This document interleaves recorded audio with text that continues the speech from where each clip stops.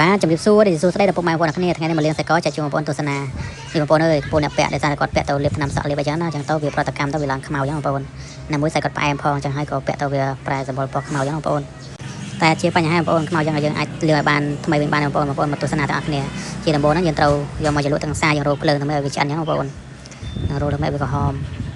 ដើម្បីឲ្យវាអស់ជាតិខ្មៅហ្នឹងចឹងបងប្អូនសារគាត់លាបថ្នាំសក់ដើម្បីឲ្យបានដោះចេញចឹងហើយក៏វាខ្មៅនេះបន្ទាប់ពីខ្ញុំរោលវាបានអស់ខ្មៅហ្នឹងហើយខ្ញុំមកចលក់អាសិចទុកចោលវាមកទុកហើយខ្ញុំយកមកស្រង់វិញហើយខ្ញុំដាក់លាងទៅស្អាតហើយខ្ញុំក្លុកវារយៈពេលប្រហែលជាកន្លះម៉ោងបងប្អូន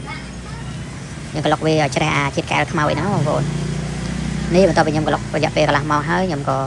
ស្រង់វាចេញបងប្អូនខ្ញុំស្រង់វាចេញហើយមកយើងយកមកលាងទឹកបងប្អូន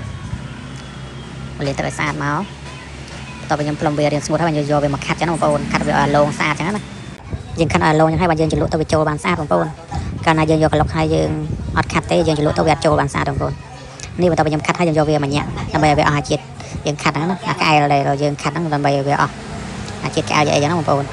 នេះបងប្អូនបន្ទាប់ពីខ្ញុំញាក់រួចហើយខ្ញុំយកវាមកផ្លុំឲ្យស្អាតហើយយកមកចលក់ទៅចលក់ណាបងប្អូន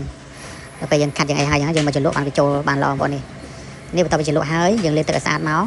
ហើយយើងផ្លុំវាឲ្យស្ងួតបងប្អូននេះបងប្អូនសាច់កដែលខ្មៅមិញហ្នឹងឥឡូវខ្ញុំលាងបានស្អាតហើយបងប្អូនបានវីដេអូនេះក៏ជានាទីបញ្ចប់ហើយអរគុណពុកម៉ែបងប្អូនដែលបានទស្សនាវីដេអូនេះសូមអរ